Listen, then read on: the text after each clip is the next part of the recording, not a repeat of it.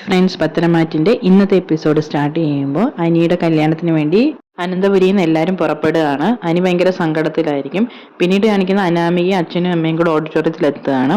അപ്പോൾ അവർക്ക് ഒരു പേടിയുണ്ട്, ഉപേന്ദ്രന് അവിടെ വരുമോ, പ്രശ്നങ്ങൾ ഉണ്ടാക്കുമോ എന്നൊക്കെയുള്ള പേടി അവർ ഷെയർ ചെയ്യാണ്. അപ്പം അനാമിക പറയുന്നുണ്ട്, അച്ഛൻ പേടിക്കൊന്നും വേണ്ട, ആരെയാണ് ഞാൻ കല്യാണം കഴിക്കാൻ പോകുന്നതെന്ന് അയാൾക്ക് നല്ലപോലെ അറിയും, അതുകൊണ്ട് അയാൾ ഒന്നും പ്രശ്നങ്ങളൊന്നും ഉണ്ടാക്കാൻ പോകുന്നില്ല, എങ്ങനെയെങ്കിലും ഈ വിവാഹം ഒന്ന് കഴിഞ്ഞ് കിട്ടിയാൽ മതിയെന്ന്. അപ്പോൾ അവിടെ കല്യാണത്തിന് വരുന്ന സ്ത്രീ അനാമികയുടെ അമ്മയോട് ചോദിക്കുന്നുണ്ട്, നിങ്ങൾക്ക് എങ്ങനെ കിട്ടി അനന്തപുരിയിലെ ചെറുക്കനെന്ന് ചോദിക്കുമ്പോൾ അനാമികയുടെ അമ്മ പറയുന്നുണ്ട്, അതൊക്കെ എൻ്റെ മോളുടെ മിടുക്ക, അവളുടെ സൗന്ദര്യം കണ്ട് അവിടുത്തെ പയ്യന് ഇഷ്ടമായി, പിന്നെ അവളുടെ പെരുമാറ്റവും അതും ഇതും എല്ലാം വീട്ടുകാർക്ക് ഇഷ്ടപ്പെട്ടപ്പോൾ അവരിങ്ങോട്ട് ആലോചിച്ച് വന്നതാ എന്ന് പറയുമ്പോൾ ആ സ്ത്രീ പറയുന്നുണ്ട്, എന്തായാലും നിങ്ങളുടെ മഹാഭാഗ്യമാണെന്ന് പറയുന്നുണ്ട്. അങ്ങനെ അനാമിക അമ്മയും കൂടെ അകത്തേക്ക് കയറി പോകുമ്പോൾ ഒരാൾ വന്ന് അനാമികയുടെ അച്ഛനോട് പറയുന്നുണ്ട്, എൻ്റെ മരുമകളുടെ 10 പവനാണ് ഞാൻ നിനക്ക് കടവായിട്ട് തന്നത്, കല്യാണം കഴിയുമ്പോൾ അത് തിരിച്ചു തരണേ എന്ന് പറയുമ്പോൾ അനാമികയുടെ അച്ഛൻ പറയാണ്, തീർച്ചയായിട്ടും നീ അതോർത്ത് പേടിക്കേണ്ട ആവശ്യമില്ല, അവള് വിരുന്നിന് വരുമ്പോഴത്തേക്കും അത് ഞാൻ തിരിച്ചു തരും.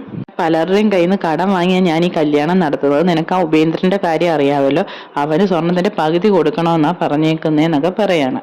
പിന്നീട് കാണിക്കുന്ന അനന്തപുരിയിലുള്ളവരെല്ലാം അവിടെ വന്ന് ഇറങ്ങുകയാണ്. ആ സമയത്ത് നയന വന്ന് നന്ദുവിനോട് പറയുന്നുണ്ട്, മോളെ നീ വിഷമിക്കാൻ പാടില്ല, ഈ കല്യാണം ഇന്ന് നടക്കുന്നതോടുകൂടി എല്ലാ പ്രശ്നങ്ങളും അവസാനിക്കുക എന്ന് പറയുമ്പോൾ നവ്യ പറയുന്നുണ്ട്, അവൾ എന്തിനാ വിഷമിക്കുന്നത്, അവൾ അന്ന് 5-6 എണ്ണത്തെ അടിച്ചിട്ടോണ്ടാണല്ലോ ഇന്നൊരുത്തി കല്യാണ പെണ്ണായത്. അപ്പൊ നയന പറയുന്നുണ്ട്, അതും ഇവളാ ചെയ്യുന്നല്ലേ എല്ലാവരും പറയുന്നേ, എന്തായാലും എല്ലാം കഴിഞ്ഞു. പക്ഷെ നയന വീണ്ടും ഒരു സംശയം പറയാണ്, ആരൊക്കെ എന്തൊക്കെ പറഞ്ഞാലും ശരി, അവൾക്കും അവളുടെ വീട്ടുകാർക്കും എന്തൊക്കെയോ കള്ളത്തരങ്ങളുണ്ടെന്ന് പറയാണ്. അപ്പൊ ഗോവിന്ദൻ പറയാണ്, നമ്മളൊന്നും അത് ചിന്തിക്കേണ്ട ആവശ്യമില്ല, എന്തായാലും ഇന്നത്തെ കല്യാണം നടക്കട്ടെ എന്ന് പറയാണ്. പിന്നീട് കാണിക്കുന്നത് അനിയെ സ്വീകരിക്കുകയാണ്. അനിയെ അനന്തപുരിക്കാരെ സ്വീകരിച്ചുകൊണ്ട് അകത്തേക്ക് പോവാണ്. നന്ദുവിന് ഇത് കാണുമ്പോൾ സങ്കടം വരികയാണ്. നന്ദു പറയാണ്, അനി മറ്റൊരു പെണ്ണിന്റെ കഴുത്തിൽ താലി കെട്ടുന്ന കാണാൻ എനിക്ക് പറ്റില്ല, ഞാൻ ഇവിടെ ഒരു അധികപ്പറ്റാന്ന് പറഞ്ഞ് നന്ദു പുറത്തേക്ക് പോവാണ്. ബാക്കിയുള്ളവരെല്ലാം അകത്തേക്ക് ചെന്ന് കയറുമ്പോൾ അനാമികയുടെ അച്ഛൻ അനിയോട്ട് ചോദിക്കുന്നുണ്ട്, മോന്റെ മുഖത്ത് എന്തോ ഒരു വിഷമമെന്ന്. അപ്പൊ ജയം പറയുന്നുണ്ട്, വിഷമമൊക്കെ കല്യാണം കഴിയുമ്പോൾ മാറും, പിന്നെ അനന്തപുരിയിൽ എന്ത് കാര്യമുണ്ടെങ്കിലും മുന്നിട്ട് നിന്ന് നടത്തുന്നത് അച്ഛനല്ലേ, അപ്പൊ അച്ഛനില്ലാത്തതിന്റെ ഒരു വിഷമം എല്ലാവർക്കും ഉണ്ടെന്ന് പറയുമ്പോൾ ആദർശം പറയുന്നുണ്ട്, അത് ശരിയാണ്, മുത്തശ്ശൻ ചെറിയൊരു കുറവുണ്ടായിരുന്നു, പക്ഷെ പെട്ടെന്നാണ് കണ്ടീഷൻ വഷളായത്, അതിന്റെ ഒരു സങ്കടം എല്ലാവർക്കും ഉണ്ട്, ഞങ്ങൾ ഈ കല്യാണം വരെ മാറ്റി വെച്ചാലോ എന്ന് ആലോചിച്ചതാണ്, പക്ഷെ അച്ഛന്റെ നിർബന്ധമാണ് മുഹൂർത്തത്തിന് തന്നെ നടത്തണം എന്നുള്ളത്. ഉടനെ അനാമികയുടെ അച്ഛൻ പറയുന്നുണ്ട്, അതെ, ജ്യോത്സ്യൻ പറഞ്ഞത് തന്നെ ഏറ്റവും നല്ല മുഹൂർത്തമായിരുന്നുള്ളത്, പിന്നെ ഇങ്ങനെ ഒരു നല്ല മുഹൂർത്തം കിട്ടുമെന്ന് പോലും പറയാൻ പറ്റില്ലെന്ന് പറയാണ്. അങ്ങനെ ആദർശ് പറയും, അനി ഒരു മിനിറ്റ് ഇങ്ങോട്ട് വന്നേന്ന് പറഞ്ഞ് ആദർശ് അനിയെ വിളിച്ചോണ്ട് അങ്ങോട്ടേക്ക് പോവാണ്. അനാമികയുടെ അച്ഛൻ പറയുന്നുണ്ട്, കല്യാണം അടുത്ത് വന്നപ്പോഴത്തേക്കും അനിക്ക് അനാമികയോട് ഒരു ഇഷ്ടക്കുറവുണ്ടെന്നുള്ളത് ആ മോളുടെ പരാതി എന്ന് പറയുമ്പോൾ ജയം പറയുന്നുണ്ട്, അതൊക്കെ വിവാഹം കഴിയുമ്പോൾ മാറിക്കോളും എന്ന് പറയും. അപ്പോൾ നയന പെട്ടെന്ന് അമ്മയോടും അച്ഛനോടും നവ്യോടും ഒക്കെ ചോദിക്കുന്നുണ്ട്, നന്ദു എവിടെയെന്ന് ചോദിക്കുമ്പോൾ പറയും, അവൾ ഇവിടെ വരെ വന്നയാണല്ലോ. അപ്പോൾ പറയുന്നുണ്ട്, അവളുടെ ഫ്രണ്ട്സ് ഒക്കെ പുറത്തുണ്ടല്ലോ, അവരുടെ ഒപ്പം കാണുമെന്ന് പറയും. പിന്നീട് കാണിക്കുന്നത് ആദർശ് അനിയോട് പറയാണ്, നീ വിഷമിക്കാൻ പാടില്ല, ഈ വിവാഹം കഴിയുന്നതോടുകൂടി നിന്റെ പ്രശ്നങ്ങളൊക്കെ മാറും. നയനയും അവളുടെ വീട്ടുകാരും ഒക്കെ പറയുന്നതിലും കാര്യമുണ്ട്, ഒരു വീട്ടിൽ നിന്ന് 3 മരുമക്കൾ വന്നാലും പല പ്രശ്നങ്ങളും ഉണ്ടാവും, നിനക്കറിയാമല്ലോ, എൻ്റെ കല്യാണത്തിന് ഞാൻ കല്യാണം ആലോചിച്ചത് നവ്യയാണ്, പക്ഷെ കല്യാണം കഴിച്ചത് നയനയാണ്, അതുകൊണ്ട് എന്തെല്ലാം പ്രശ്നങ്ങളുണ്ടായി. അപ്പോൾ അനി പറയുന്നുണ്ട്, അത് ഏടൻ്റെ ഭാഗ്യമല്ലേ. അപ്പോൾ ആദർശ് പറയുന്നുണ്ട്, അത് ഇപ്പോഴല്ലേ, പക്ഷെ തുടക്കത്തിൽ എന്തെല്ലാം പ്രശ്നങ്ങളുണ്ടായിരുന്നു, അതുപോലെ തന്നെ ഇതും നീ തുടക്കത്തിൽ എങ്ങനെയാണെങ്കിലും അങ്ങോട്ട് പോകുന്തോറും മാറിക്കോളൂ എന്ന് പറയുമ്പോൾ അനി പറയുന്നുണ്ട്, നമ്മുടെ കുടുംബത്തിനും എനിക്ക് പറ്റിയൊരു പെണ്ണായിട്ട് എനിക്ക് തോന്നുന്നില്ല അനാമിക എന്ന് ചോദിക്കുമ്പോൾ ആദർശ് പറയുന്നുണ്ട്, അതെന്താ നിനക്ക് അങ്ങനെ തോന്നാൻ കാര്യം എന്ന് ചോദിക്കുമ്പോൾ അനി പറയാണ്, അറിയില്ല ഏട്ടാ, അവളുടെ സ്വഭാവമൊക്കെ എനിക്ക് അങ്ങനെയാ തോന്നുന്നത് എന്ന് പറയുമ്പോൾ ആദർശ് പറയുന്നുണ്ട്, അതൊന്നും ഓർത്ത് നീ വിഷമിക്കേണ്ട, ഞാൻ ഇന്നലെ കൂടി ഈ സത്യം അറിഞ്ഞപ്പോൾ ഈ കല്യാണം നടക്കാതിരിക്കാൻ ശ്രമിച്ചതാണ്, പക്ഷേ ഇളയമ്മ പറഞ്ഞത് എന്താണെന്ന് നിനക്ക് അറിയാമല്ലോ, നമ്മുടെ കല്യാണ വീട് ഒരു മരണ വീടാക്കാൻ പറ്റില്ല എന്ന് പറയാണ്, അതുകൊണ്ട് നീ സമാധാനത്തോടെ ഇരിക്കാൻ പറഞ്ഞ് അനിയെ ആശ്വസിപ്പിക്കുകയാണ്. അതിനുശേഷം കാണിക്കുന്നത് അനാമികയുടെ അടുത്തേക്ക് അച്ഛൻ എത്തുകയാണ്. അപ്പോൾ അനാമിക ചോദിക്കുന്നുണ്ട്, എല്ലാവരും വന്നോ, ആ നന്ദു വന്നിട്ടുണ്ടോ എന്ന് ചോദിക്കുമ്പോൾ അച്ഛൻ പറയുന്നുണ്ട്, വന്നിട്ടുണ്ടാവും, ഞാൻ കണ്ടില്ല, ഇപ്പം ആ നന്ദു വന്നതോ വരാത്തയൊന്നും അല്ല എൻ്റെ വിഷയം, ആ ഉപേന്ദ്രൻ വരുമോ എന്നുള്ളതാ.